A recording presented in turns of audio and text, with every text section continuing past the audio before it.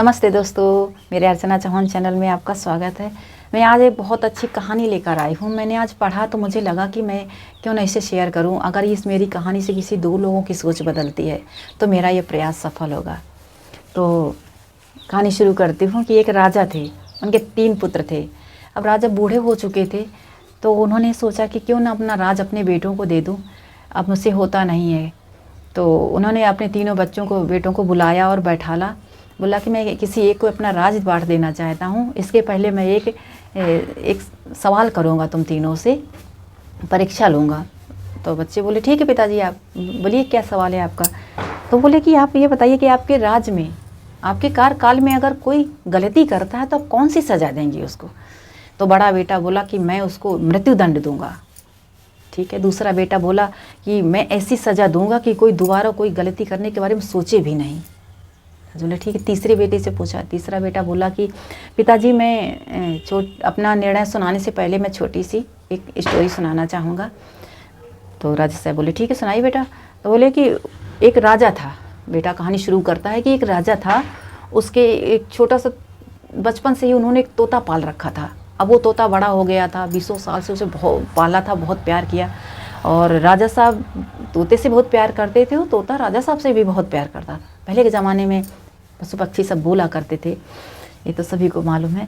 तो वो तोता बोला कि राजा साहब मेरा दम घुट रहा, बहुत दिन हो गए मुझे पिंजरे में, अब मुझे एक दिन के लिए छुट्टी दे दीजिए, तो मैं क्यों ना घूम के आता हूँ बाहर, मेरा मन अच्छा हो जाएगा।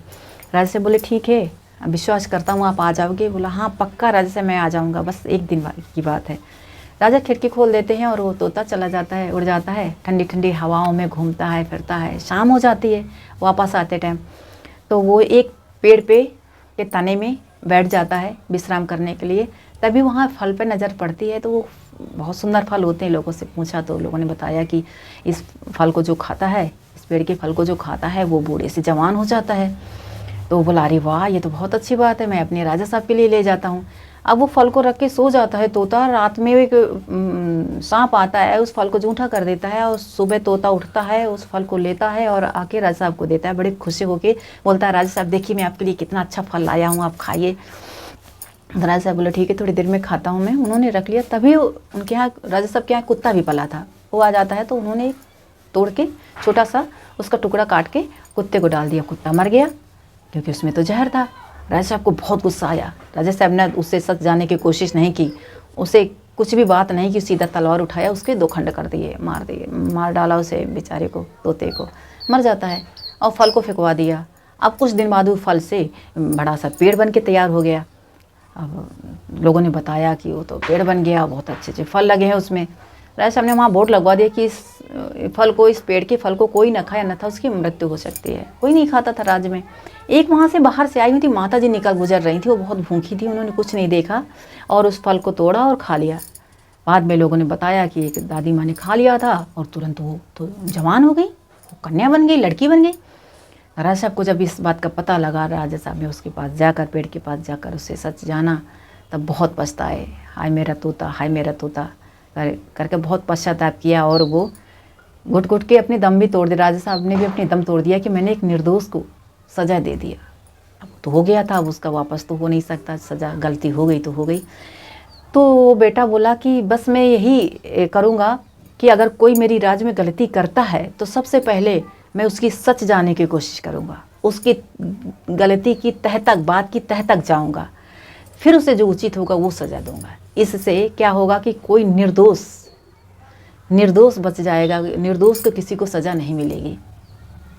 तो बस इस कहानी से यही सीख मिलती है कि कभी भी किसी की बात पर ना आकर हम क्या करते हैं, अगर किसी ने हमसे कुछ कह दिया कि फला आदमी आपको गाली दे रहा था, वो आपकी बुराई कर रहा था, हम उसकी बात मान लेते हैं, उससे बोलचाल बंद कर देते हैं, बिल्कुल शांत सब नाता तोड़ देते हैं। ऐसा नहीं करना है। सबसे पहली बात तो उसकी बात सच्चाई जानने की कोशिश करना है कि सच क्या है। इसके बाद जो आपके मन में आए वो कीजिए, इससे किसी निर्दोष को सज़ा नहीं मिलेगी। तो बस इस कहानी से यही सीख मिलती है कि अगर कोई भी आपसे कहता है कि वो आपको गाली दे रहा था तो ठीक है, मैं इसे समझूंगा, उसकी जानकारी करूंगा, क्योंकि लोग अपनी अपनी सोच के हिसाब से बात को लेते हैं। आपने कोई बात अपने हिसाब से अच्छी कही, किसी के लिए अच्छा कहा, लेकिन वो तीसरा आदमी आपको किस तरीके से ले रहा है, उस बात को किस तरीके से दूसरा आदमी या तीसरा आदमी किस तरीके से उसको समझ रहा है, वो उसकी सोच, अपनी सोच के हिसाब से समझ रहा है। फिर वो जब अगले आदमी को बताएगा तो वो और ज़्यादा बात बिगड़ जाएगी। इसलिए कभी किसी की बात पर नहीं आना है। अगर कोई बात होती है तो हमें सबसे पहले उसकी सच्चाई जानना है, फिर फैसला लेना है।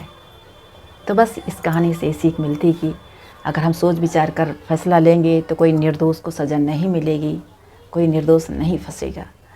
और मेरे चैनल में मैं ढोलक बजाने के वीडियो भी शुरू से लेके लास्ट तक पूरा कोर्स डाला हुआ है, और गाना सिखाने से लेके गाना बजाना भी है मैं डालती हूँ। और सारे फेस्टिवल गीत, शादी गीत और सारे फेस्टिवल गीत मेरे चैनल में मिलेंगे आपको। और आप जाइए, देखिए, अगर आपको अच्छा लगे, मेरी कहानी अच्छी लगे, ज़रूर बताइएगा आपको कैसी लगी। अगर आपको अच्छी लगेगी तो इससे अच्छी अच्छी मैं कहानियाँ लेकर आऊँगी, और ज़रूर कमेंट करके बताइएगा। धन्यवाद।